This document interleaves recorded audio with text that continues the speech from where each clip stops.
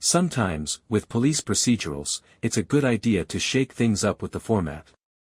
A change of pace is necessary because these shows have a tendency to be a little formulaic. With the exception of a few documentary-style episodes, The Rookie has done this throughout its existence.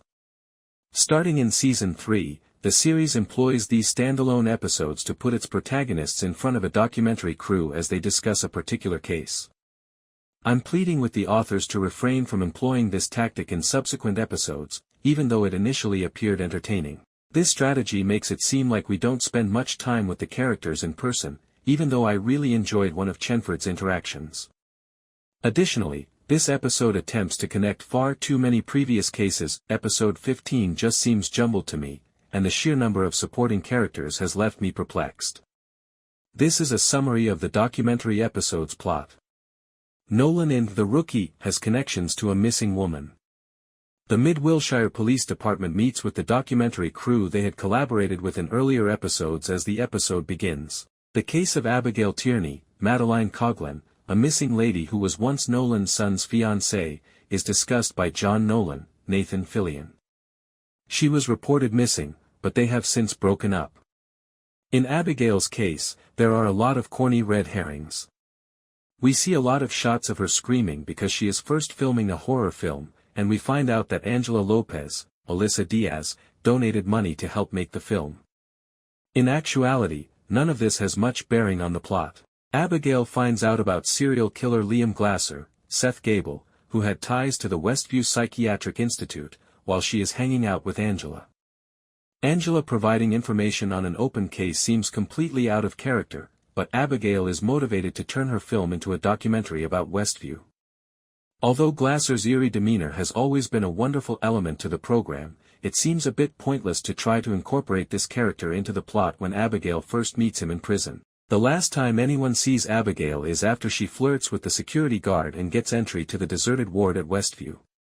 Jasmine Matthews's character Rachel Hall appears, since where she worked conveniently at Westview for a year, which allowed her to fit in with every single supporting character in this episode.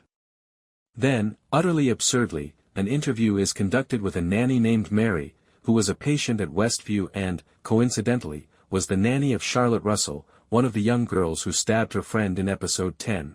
The strange AI character from the same episode, Zuzu, informs them that Abigail is in the hospital's room 666. It felt strange that the authors were attempting to include the Zuzu incident into this episode, though I understand that they weren't finished with it. Some ghost hunters visit Westview in addition to the documentary team documenting the entire inquiry. Other than a little goofy fun while they wander the hospital, they don't contribute anything to the episode. While searching Westview for Abigail, Tim Bradford, Eric Winter, and Lucy Chen, Melissa O'Neill, notice that the walls appear to be damp.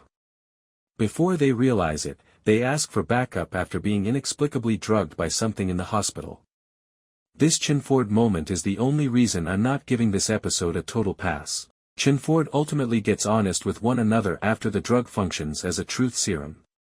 Tim acknowledges that the severe discipline his father used to administer to him as a child has been internalized by him, and that ending their relationship was the worst thing he could imagine of doing to harm himself.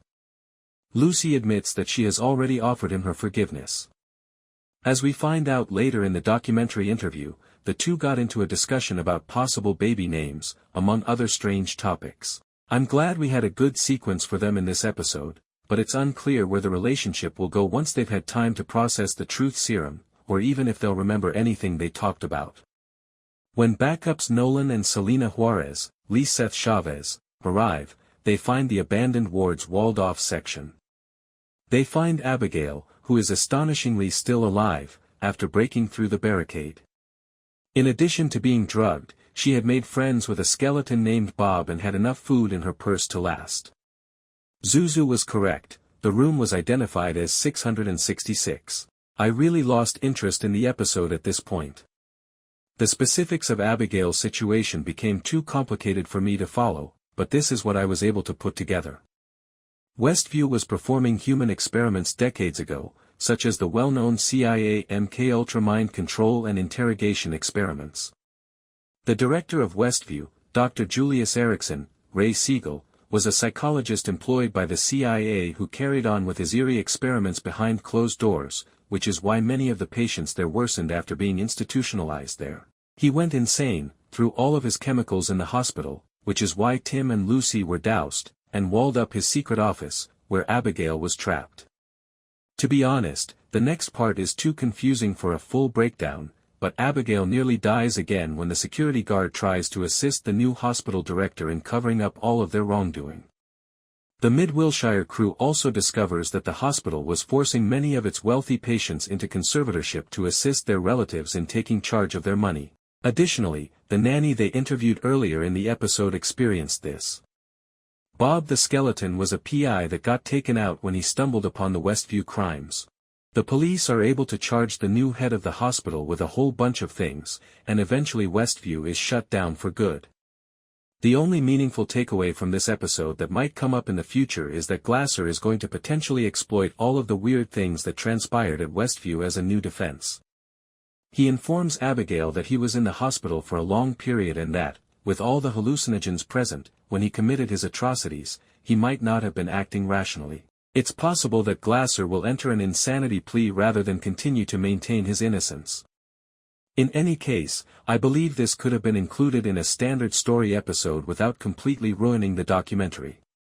The Rookie's attempt to experiment with these kinds of episodes is admirable, but I like simple narratives that don't rely on arbitrary characters and plots from previous episodes. There weren't many truly significant developments that made me happy I watched, aside from Chinford perhaps moving toward a future together, fingers crossed, and this episode got far too convoluted. So, please, let's avoid the documentary ploy going forward. ABC broadcasts new episodes of The Rookie every Tuesday night. In the US, viewers can stream episodes on Hulu.